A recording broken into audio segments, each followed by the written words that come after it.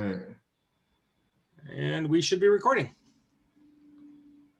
Excellent. So thank you, Les Hoffman, veteran of the Marine Corps, transitioned out of the Marine Corps into C.H. Robinson, did a little stunt with a staffing company, and now at U.S. Bank.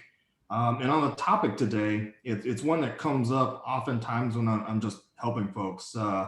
Veterans, obviously looking for transition, but then also veterans that have been in the business world looking to move up. So for me personally, I'm also living through that as well. I think everyone here always wants to do their best, make the most of their one life they're given, and really perpetuate that value. So today's topic about veteran value, I think that it's a very distinct and interesting path in history that we have. And again, I think a lot of times folks may sell themselves short. So the topic today is getting paid what you're worth. Now, I will say a caveat that folks that again aren't veterans or so forth. I've done this with the MBA folks that I've met at Carlson, and they've found some success with this too. So let me transition and actually share my screen and see if I can replicate what I had done before.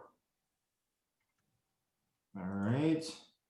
Then let me launch the presentation. And then if someone can just confirm again, they see some money, which is going to be the main topic today. Yep. So excellent. Let me switch my view on this. So again, thanks everyone for letting me share today. Again, I really find these weekly meetings to be very powerful. We share the knowledge that we get. And again, this is a subject that's near and dear to my heart. When I work, I like to get paid. And I think that I feel a sense of challenging when I'm undervalued, and feel a lot of pride when I get what I feel are in excess with what I'm worth. And to that end, the history behind this is that, again, helping others. I think this topic comes up a ton, right? People want to get paid money, and is there a process behind that? So with this, I've taken kind of the notes that I've done, and I think it's very interesting that over the last 3 years, I've probably helped over 100 people in their careers in some shape, fashion, or form. I did a little conservative math. So in this sample size, it's probably a little over 10 million in salaries and bonuses that have used somewhat of this approach, and I've gotten feedback on that. And these are salaries and bonuses ranging from 75,000 to 185,000. Again, folks that have shared back that information so I can pass on to others. So let's just jump right into it.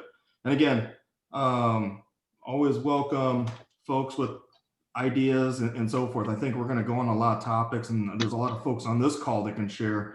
So if you want to jump in or have comments, please do so. I'll monitor the time and push us along if need be. But again, I think that when we share here, we get a lot out of that. So again, why do I want to give this presentation? Because I feel like there's a lot of approaches, different approaches out there. And again, that's good for folks, but what really works and what, again, have I gotten some positive, concrete feedback in? So again, I like to share this slide because I just think it's funny at one, for first. But then second is, again, there's a lot of different things that folks are doing, right? And having clear objectives in positions and even process and approach, I think helps people more. So again, I hope you get a kick out of that slide, but in some cases when you're looking for a job, it feels like all those things. And if you're looking for your next promotion, sometimes it feels like all those too, right? So, all right. So getting into the agenda today.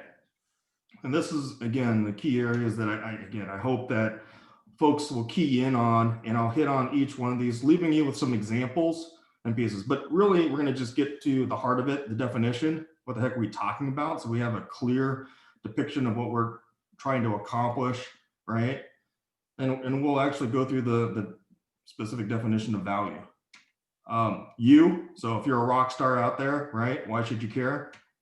And then how do you get the value? Again, there's specific things that, again, we found that worked very well in all settings for different types of jobs. So again, I'm going to share those.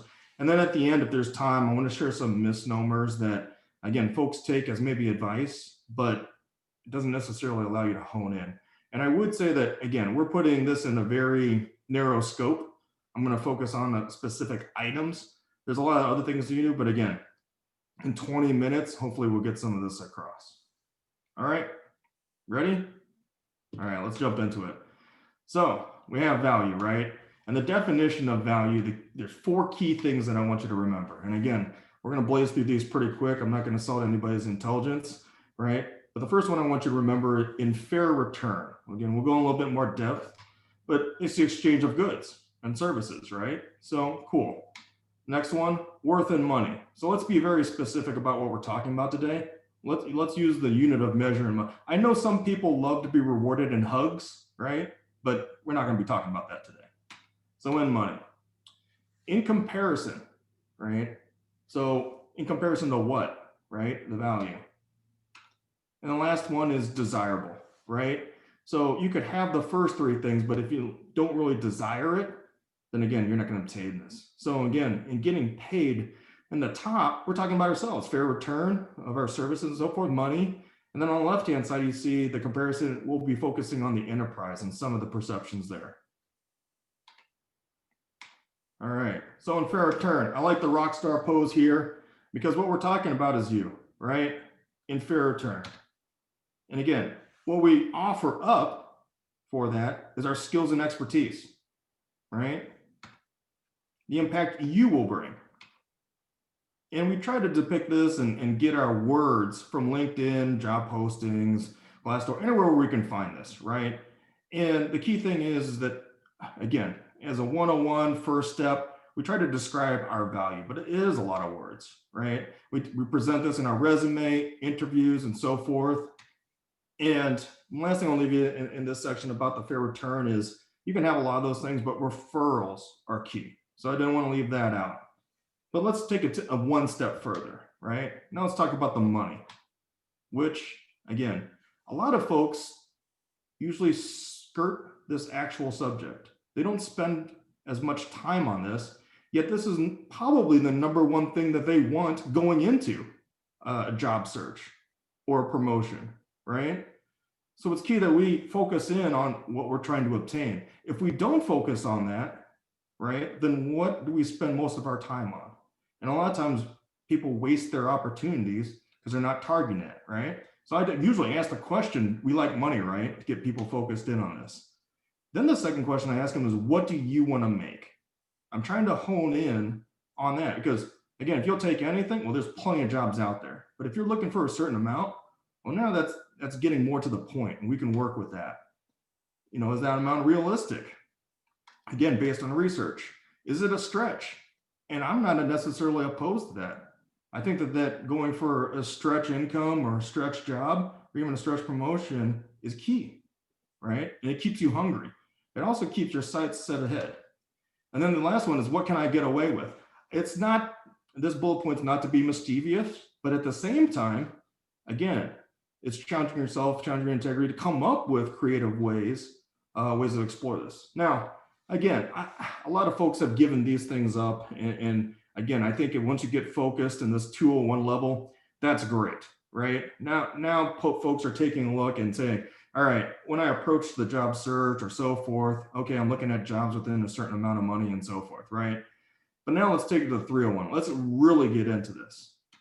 What I mean by that is, now what's your number? And again, going into fair return, right?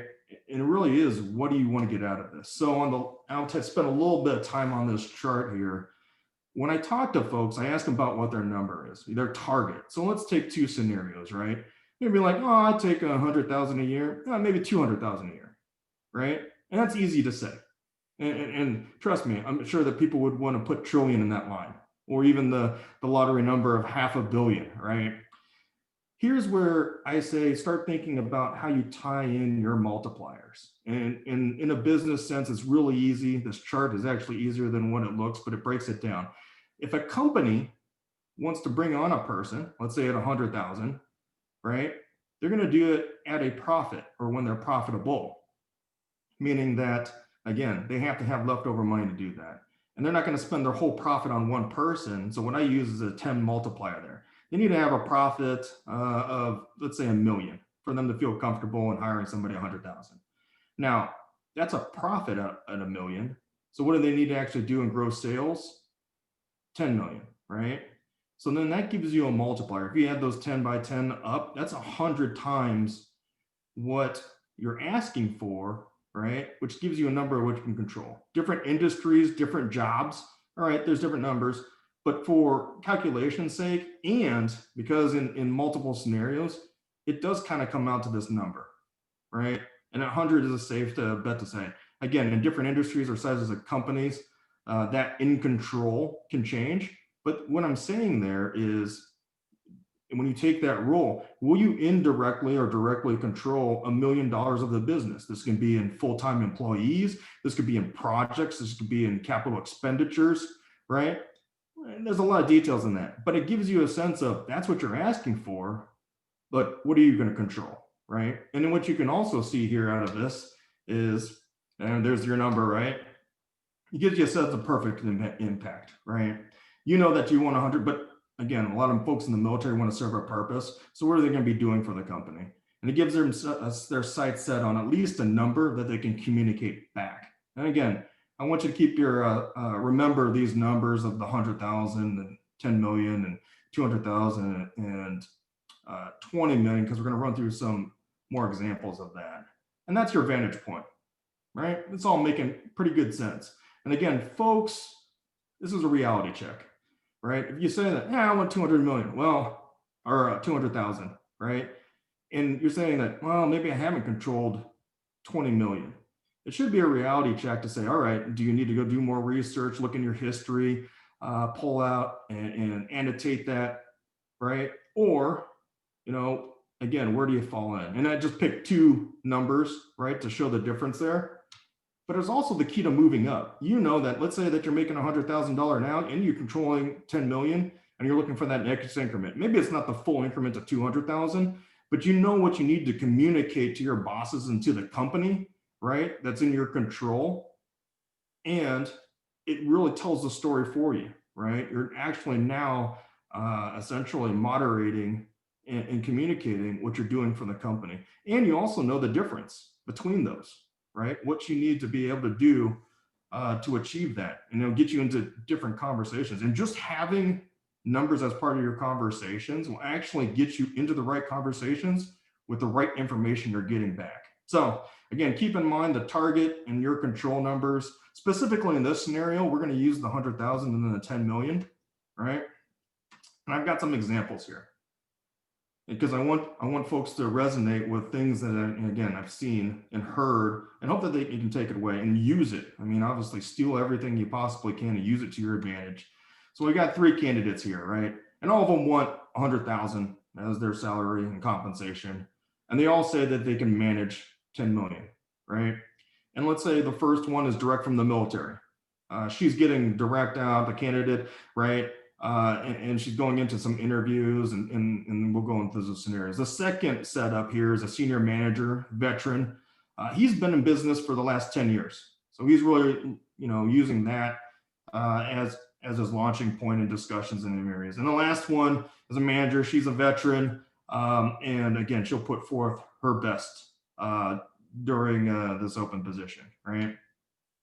So let's go to the first candidate. And again, we'll fly through this pretty darn quickly, but I want you to see what folks are putting forward, right? And you can see that she's annotating that she's a company commander, and she's got three main buckets. And in the end, she's saying that her total control is 13.7 million, right? And again, she's highlighting her leadership, the resources she's been able to manage, what she's been able to accomplish. And she believes that the final number is true to her word, right? And this would sound something like this, maybe in an interview or something. Hi, yes, I was recently a company commander, equivalent to a director role in your company. I was responsible for a total of $13.7 million, and that's leading 208 full-time employees. And with the change making up a lot of projects and missions that I was helping to accomplish.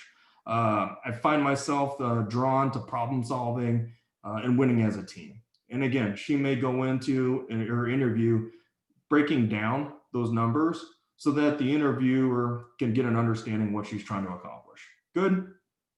All right, candidate two. Again, this person's been in the business world, right, for 10 years.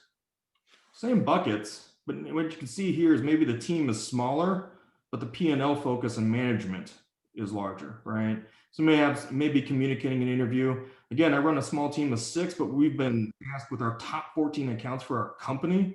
We reduced tons of spend there.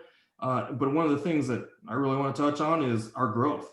Increased these 14 accounts by 15%. That equates to 1.7 million. So again, I'm controlling about $13.7 million, right?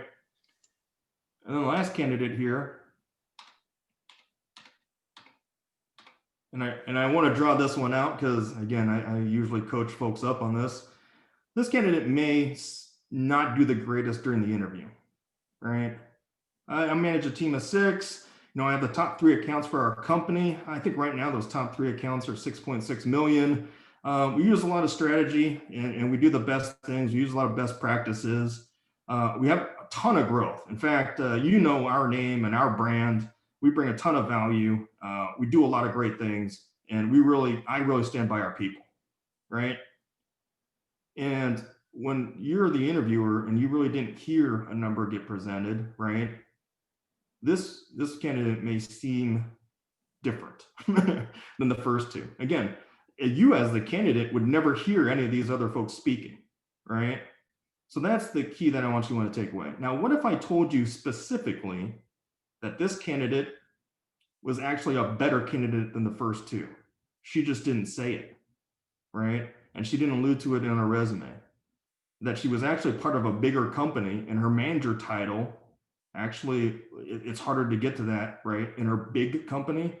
And let's say her indirect growth actually contributed 10 million, but she didn't say it or describe it. So her total could be up towards the 17 million in control. And that's the key takeaway that I want you to, take a look at here, is that you don't get credit for what you don't say or what you don't communicate and focus on. And I would also say the takeaway here is when you have opportunities to network, try it out, right? Try it out. See if it, 1, rolls off your tongue, and then 2, see what kind of feedback you get on that, because folks might be like, wow, that's pretty cool. There's definitely somebody I can share that with. All right. So moving right along. And the reason why that's important is because, again, for individuals, it gives them the sense, gives them some foundation, gives them some rooting, right, on numbers. 1, because it scares some folks. 2, it gives you an idea of what you're dealing with, and it gives the person that you're talking to an idea of your value already, right? And the last piece is it anchors them on that, right? If you go in a conversation, you don't give them a value, you're leaving that conversation with them applying the value to you. If you set that anchor point and say, hey, I'm worth 13.7 million, you've established that. And it's really their job to convince that you're not. And oftentimes, I hate to say it, they don't, right? So take advantage of that. Now we look at the enterprise view, right? In comparison, that was the 3rd item. In comparison to what value? The company's looking for someone to bring value or control parts of their company. I put control in there because that's really what they're looking for.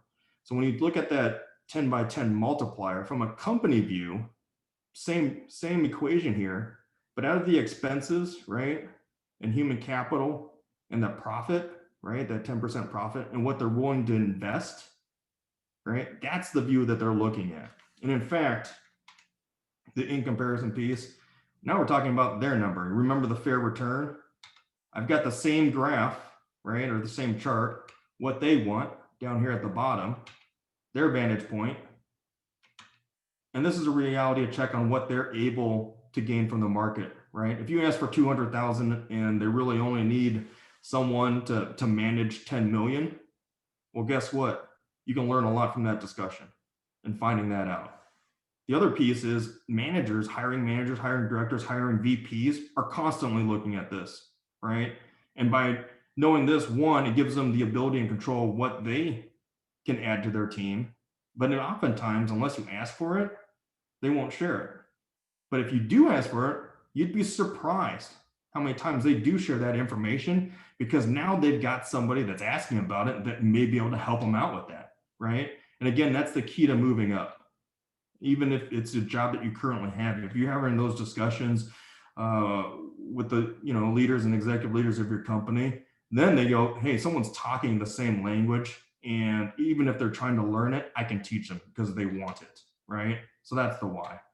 So again, in comparison, we got the 3 candidates. First one, good to go. Second one, yep, checks out. They can control what we're asking them to control, good to go. The last one didn't tell me. And if I've got, multiple, maybe it's 100, it becomes an elimination game. And I know we've had this discussion from other folks speaking on Tuesdays. It becomes an elimination game, right? So it does not qualify, even though that person may have been actually the best candidate. If you don't tell somebody, then it's as if it never happened. So when they're going and reviewing who is still in comparison, right? This candidate can lead, and maybe this candidate can manage. So what do you do here? It's almost at a stalemate, right? You got equal numbers, you got one leader, one manager. So what do they do now? Right? So this is the last piece, and it's one of the pieces that I think is complex, but it doesn't need to be. And folks really love it when a candidate comes in and helps them with that, right? So where do you fit in? What can you do? How much can you impact and be the most desired, right? So the first part, and again, I know this will be an eye chart, and I'm glad that this is being recorded so that you can go back and look through. These are the critical functions of a growing company. I've gone through many sources in my MBA program at Carlson. These items come up over and over again. And I know that there's tons of information here, but what I want you to key in on the 4 main columns, right? The financial perspective, the customer perspective, and the process perspective, and the people perspective. I believe that every veteran, regardless of what jobs you held in the military, and if you've been in the business world, you can add on top of that, have key strengths in these areas. And you should talk to these key areas. And you should use these titles and names as you're discussing those points, because it allows the person across from you to identify where you fit. They don't have to guess, well, I can do anything. Well, that doesn't help me put your name by any of these buckets, right? But if you tell them, hey, I'm operationally sound, I'm really easy to do business, and here's a couple of instances for that, right? Or customer retention. I've actually had a job where I was the only account manager that had accounts that averaged 5 years in tenureship, and that was only because I've only been in there with 5 years in the business, right?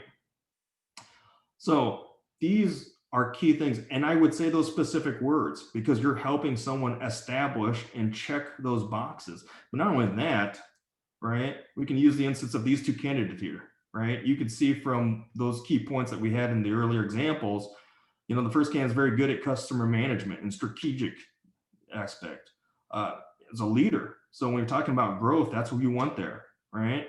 And the second candidate was more operationally sound, management, right? And operational excellence. So as someone's looking at this, now you can see where they're putting in the, and checking the boxes, right? And that's where you can do this unilaterally and again, identify whereas you can make it very easy. And what you see here, I didn't scatter the whole thing.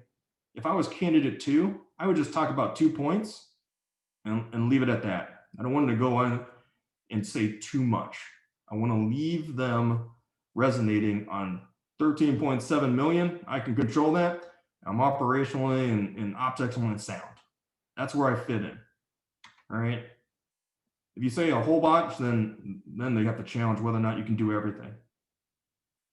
So I know this one's also quite a bit, but as you read through it, same areas on the left-hand side, financial, customer, right?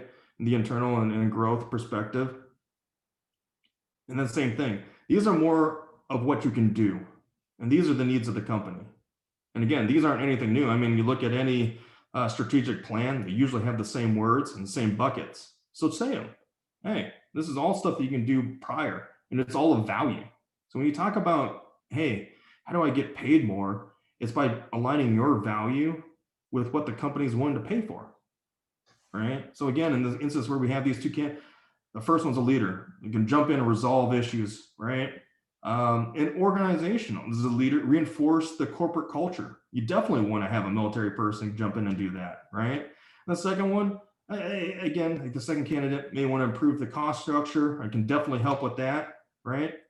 Or operations management. So again, you can see how these different candidates differ, right? Again, I've intentionally done it to where they had even strengths on all these, all right? Oh, I'm sorry. One more thing I want to put about this one is a key thing that we've talked about is networking, right? And the what you can do. And I want to share that in the 20-minute networking, right? Your questions should be aligned on this. You want to, if you're networking with somebody within a company that you want to work for, or someone that has the same job, you're literally asking them for these cards. Like, hey, in product service, what do you guys do? Hey, I've done this in the past. How would you value that? Or what would you recommend? Right? An example of that, I noticed a recent article about your CEO. He's employing a new type of strategic account management. Could you share a bit about that? I've done account management. I did blank, blank, and blank. Is that a line? So going into an interview exactly what you need to be talking about and not wasting time. And if you only have 20 minutes for it, boom, you're right to the point. Again, 13.7 million is what I've been able to control. A portion of that was 5 million in account management. And here's the critical items that I think your company is trying to move forward. That only took 2 seconds, not 20. The rest of the time, you can actually ask the interviewer more questions, right? And be on the ball about that. And then they think you're of help, because the last one here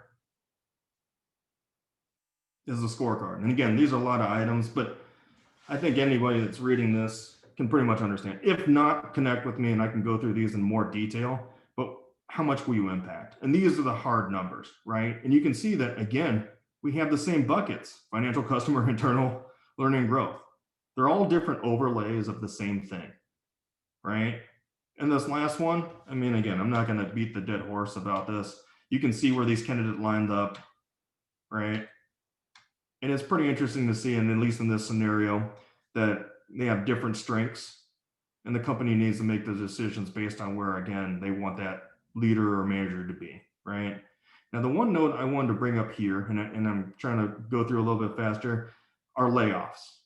I know that subjects come up quite a bit. I know that folks go through it, and personally, I've gone through two. And the first one really shocked me. This is the first time anybody goes through a layoff.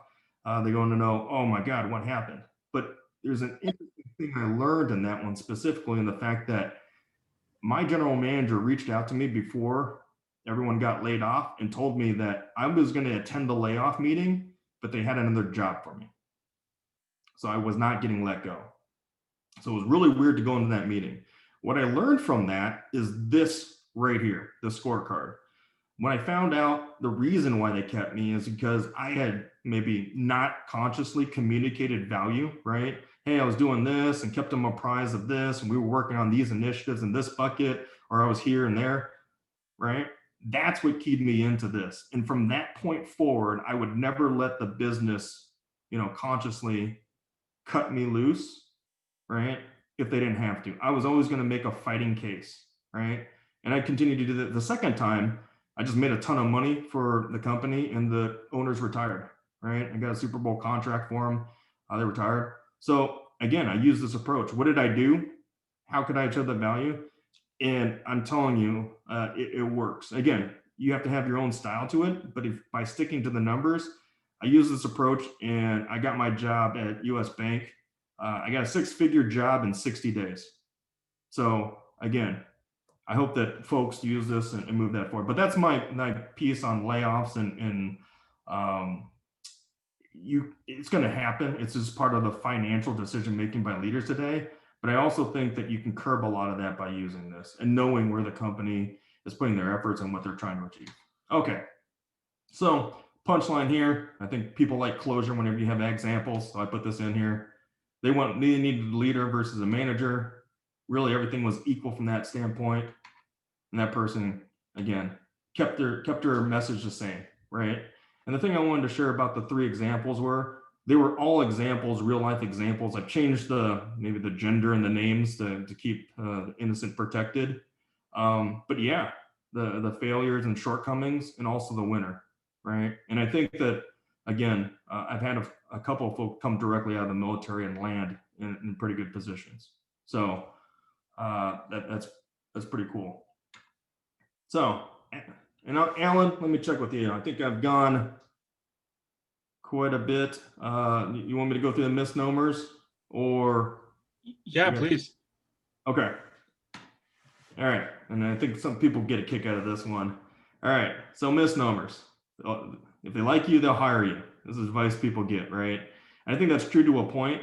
But here's the kicker. I've had discussions with folks after they had their interview and the third interview, and they come out there and it's like, what do you think? And they're like, oh, I think they liked me. And well, how'd it go? It went great, right? And then they wouldn't get a call back, and time went by, and then they would end up not getting the job, right? So, me learning from that as well, now I ask them directly, it's like, well, how'd it go? I'm like, oh, great. Well, why? What'd you key in on, right? What did you really, what did they validate of value, right? And what I'll find out are two things. One, that they did have a good conversation and they have one or two things that they're really anchored on, and they're about 50-50 of getting hired in that bucket. The other one is, you know what? Maybe I didn't walk with, and it's almost 100% failure rate. I think there was one person got picked up. So again, some validation. Be yourself. And my answer to this is yes, it includes value, because a lot of times by being yourself, people are going in unprepared and they're using a lot of words and they don't say any numbers. So again, an interviewer is looking at them going, okay, great. You tried to talk yourself into this position, but I still don't know where to put you, and I still don't know how much you're willing to control, right? The accountability piece. You can do anything or will do anything. I think that one's a great thing to show your motivation, and I think there's other words that can accomplish that. Again, I've shown you literally the buckets with namings on them that are generally accepted across all industries and strategic planning. Just use the words. I mean, and say you can do that. That'll get you vectored in, right? It's not specific enough. And then get in and work your way up. I do believe in this if you're willing to put in the time. So the disclaimer is that some companies actually have requirements that you stay in your position for a year or two before even being looked at for a promotion, right? So know that company, get a hold of those policies. And again, networking, you can find that stuff out, right? The second piece is work your way up. Well, that needs to be a plan too. And again, if you have numbers, it's a lot easier to convince people that you're doing better than someone else. You'll get ahead if you work harder. This one is pretty funny to me because I've had a lot of folks that look like they're just dead tired at the end of the day, putting in 60 hours a week and so forth. And then they come to me and they go, Les, you just got promoted. Why? Well, because I work hard, but I also present the numbers of that work. And it also gives me an idea of how much I'm working when I'm not getting the results. And maybe I should quit that and do something that is, right? It keeps you aligned. So in itself, just working hard isn't going to get you there, right?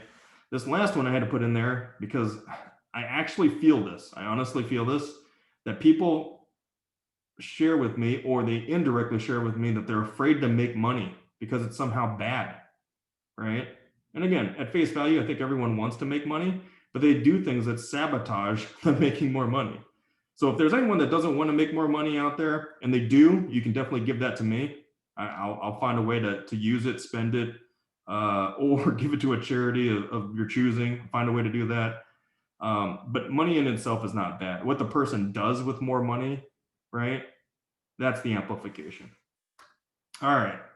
So in summary, the last thing I'll say on this is I really believe in this approach. I just used this actually at my year-end review. I literally went through the items that I thought were important, shared my number at the end of December. I'd done that consistently throughout the year, and I was told that I was actually earmarked for review for future promotions. So again, this is something that I share because I believe it works. And again, you can shape it and use it how you need to.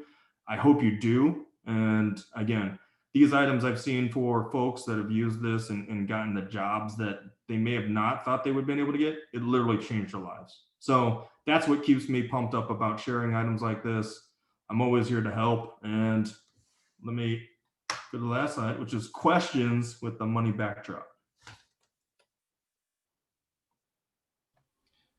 Hey, Les, that was a great presentation. Thank you. So I know there's going to be a lot of questions. So let me just ask, can you help people one-on-one with this? That's all I do, Alan. That's all I do. Awesome. You heard it here first. I got it on recording. So All I do. what other questions do you have? Okay, I have a question. Hey, this is Dennis Stevenson. Yeah. From the Minnesota Lottery. I work in the HR department. Hey, so I came in a little late, and but what I seen from your slide, I really like it. So Les, exactly what do you do again? So I work for US Bank, and what I do is I loan short-term money to businesses so they can make purchases.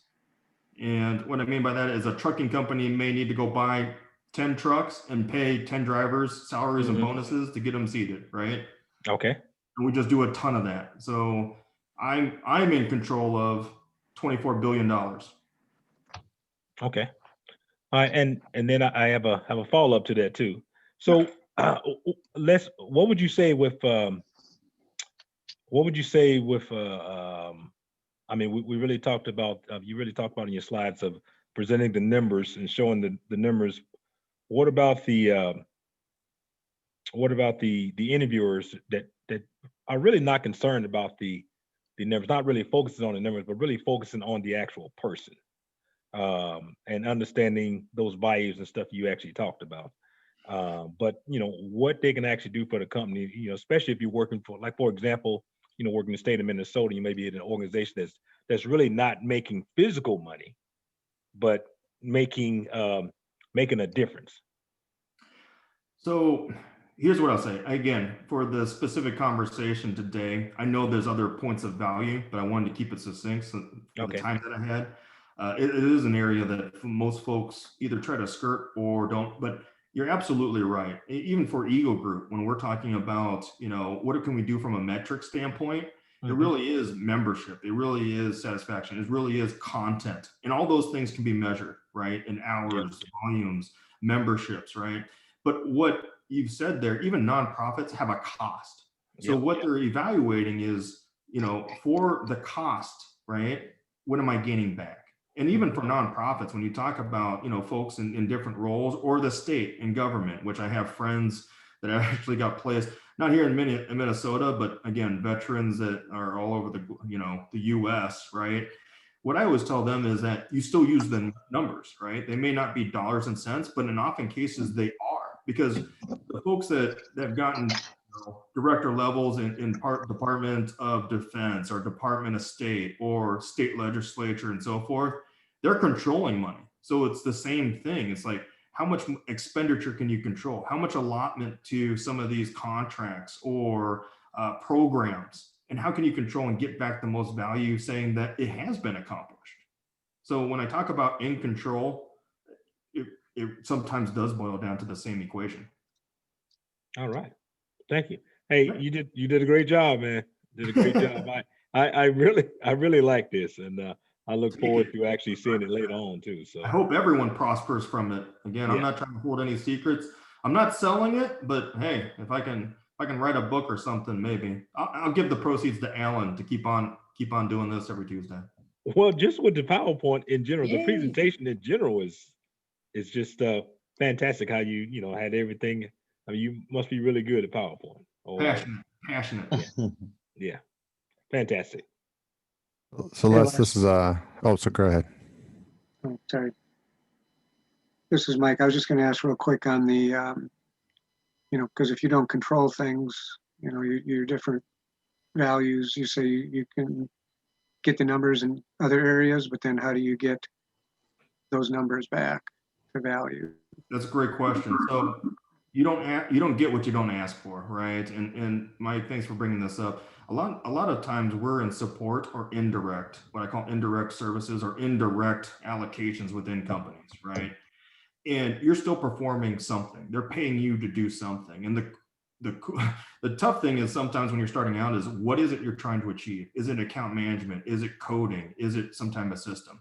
And that's why I use the multiplier, right? what you're looking for is what is that initiative that the company is doing, right? I actually have a couple programmers working on a specific product that costs 10 million for them to release in a year's time frame, right?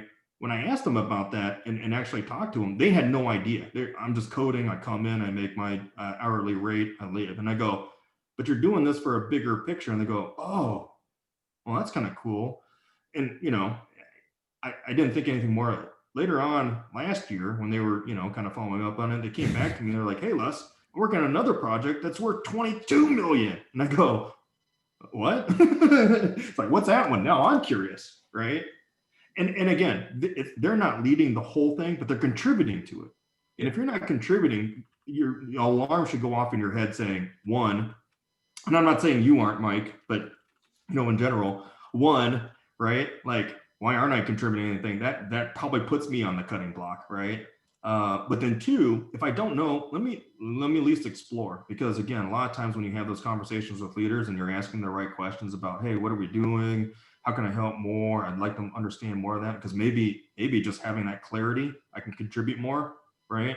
Then they go, oh, this is someone that's actually willing to help me out and start speaking my language. Does that help, Mike? Yep, that's great. Thanks. Awesome. Thanks for bringing it up. So Les, I was looking at when you had the slide up with the cards and you had like the key terminologies. Is there a way to kind of to turn that into some military jargon situations? Like, if I was 0311 and I did, X, Y, and Z, like where do I pull that partnership with customers? Like I got my own ideas, but do you have like maybe a slide that could take this corporate speak and then we could maybe work on, like, if you had this MOS or even if this jargon in the military is something that you did that applies to develop, adopt, maintain process. Like I did route reconnaissance during actions in combat. So I did develop, adopt, and maintain processes, whether or not I realized it, but that's what I'm actually, does that make sense? Is that something that we could? And actually those missions can be encapsulated in a number. And I actually did some research. So to answer your question, I don't have a slide that correlates over there, but I think some of these actually you can just read them, right? Embracing new tools and technology. How many times you get through and the equipment or something, be like, hey, we're going to do it this way, right? Right. Don't get me wrong. I mean, the military actually doesn't give you the contracts with a lot of these missions and pieces, so you have to kind of piecemeal it together. I usually use a conservative effort when it comes to gear, and I can usually just go and find the civilian equivalent. But the missions itself, you also need to incorporate the cost of the structure, the IT, right? And again, you can take the general hours of IT from the business world and multiply it by however many days your mission was, and the support personnel, right? Again, you oftentimes don't think of your leaders being a part of that cost, but if you take a look at that project, someone was paying the colonel, someone was paying the first sergeant, sergeant major, and you start adding up their time based on those missions and so forth, is what it costs the military to do that, right? So, and then the translation, Alan, I think that you had a couple of translators, and that's where I key in. I go, I don't need to do every card. I just need to find, it's like embrace new tools, innovation, and that's a role that I want to go off of. I don't need to look up all these cards. I just need to look up that one. Okay. Right. And on that mission, I had 3 missions in Iraq. I was leading this. I was a part of a collective of projects that cost the military $25 million, right? My role in that was to adopt and embrace new technologies. And out of that, I came up with 3 different ways of doing something that no one had done before because it was new. And, in the business world, we call them SOPs, right? In the military, we call them SOPs. Funny, right? Yeah. Does that help? And again, this is to be a conversation focuser. So, take what you can from this. And this is where, and I'll say it again, where we do a lot of the work outside of even these meetings on Tuesdays, right? To shape these and help in one-on-ones and so forth. So again, if that's where we want to focus our time, then I would say that's, again, getting you to a clear picture, clear terminology, clear focus, right? And something you can take action on.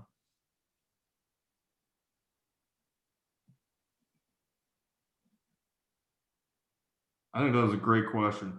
And again, it comes up quite a bit. What else?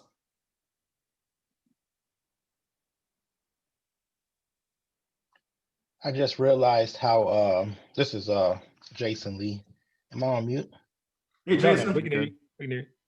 Yeah, I just realized how much you do not get paid how much you're worth in the military. You just realizing that?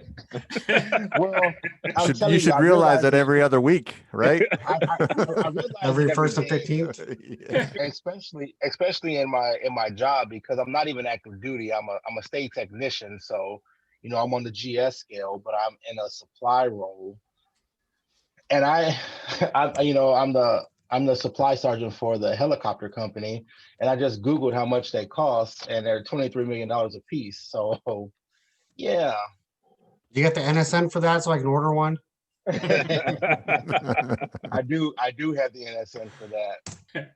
And Um, Jason, I'm glad you brought that up, and the fact that I was a logistics, well, I was both sides for those that don't know. I was on the enlisted side and officer side, and there's a stark difference. One, Officer Chow is way better. I hate to tell you that, but anyways, I was on the logistics side for the Marine helos on the West Coast, and you're absolutely right. When I look at the amount of inventory that I had to sign for, and that my enlisted folks were in charge of, and a lot of times they had to sign for, that's a big number. You're talking about laser beams. You're talking about guided systems. You're talking about all kinds, even some of the composites used just for maintenance, right? And Yep. here's the tragedy. The tragedy is that because folks can't translate that value into the business world, they take a job that they're not happy with, they're not getting paid a lot, and they feel like they've been left behind. So really, a lot of my focus is making sure that, again, one, we're educating folks. Second, I'm arming the veterans, right? Folks that have done a lot with the right tools and the right communication skills to be able to convey that value. And the ultimate goal is, get you paid.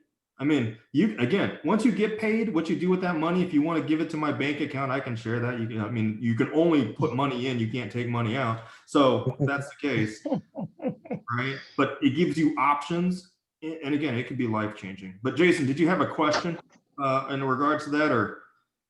Nope, I just wanted to I wanted to make that statement, and I'm currently, interviewing with companies, the Targets, the Best Buys of the world or whatever like that. So they all ask that question, like how much you looking to get paid, and now I know how to articulate I it. love that question. In fact, if it's by a recruiter, I usually tell them, it's like, I don't think we've gotten to the point where I understand the value and the control that is being asked of me, right? I feel like I can be in the billions because of my history. 2 billion with C.H. Robinson, 24 billion at U.S. Bank. What does Best Buy have for me? And once I understand that, I think we can reach a fair deal, right? If it's with the hiring VP, right, in that scenario, I'd be like, let's get to the brass tacks. You want me to manage blank. How much risk does it have? How much do you need me to be doing? What do I have a team, right? And do I need to manage that against that? And then I don't need it all in salary. I'll take bonuses in stock, right? Alrighty. So hopefully, again, you use these pieces because they're right. They want to know your number, right? But I want to know theirs. you can go back and share them what they're looking for. And they may go, this is the only candidate that said that, and they're really looking at helping our company. I can tell you for a fact, I know 3 people that used that line and got hired. They only had 2 interviews after that. Alrighty.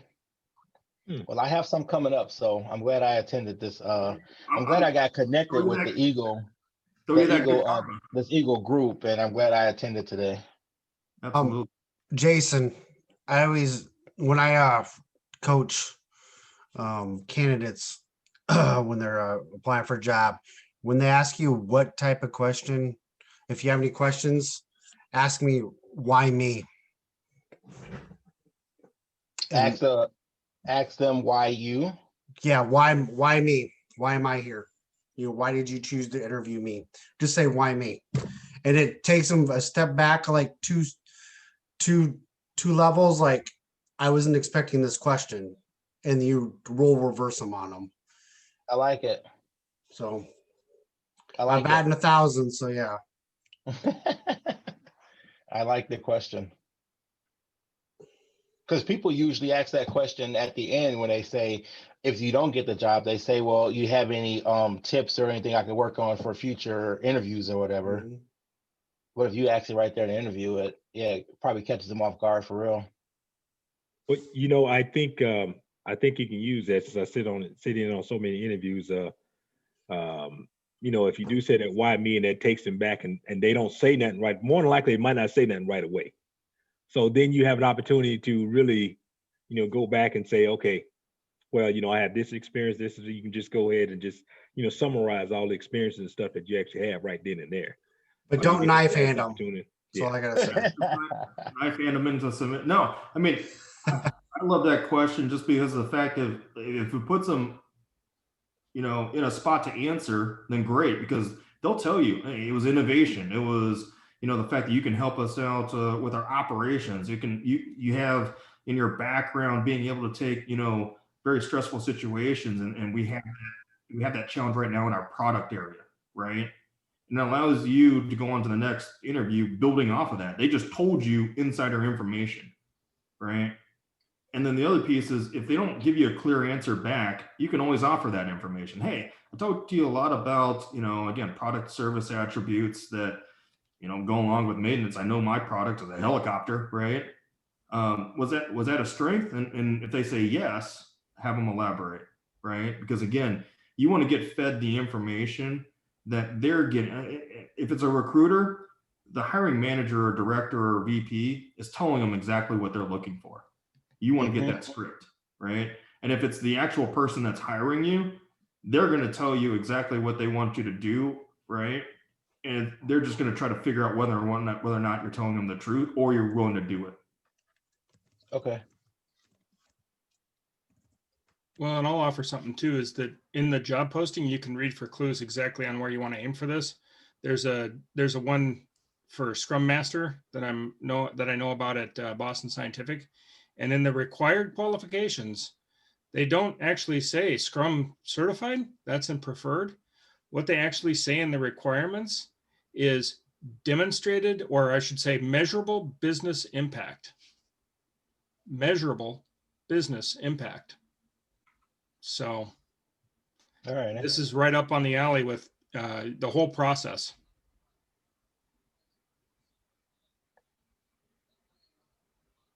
Other questions? If not, I'll stop the recording at this point.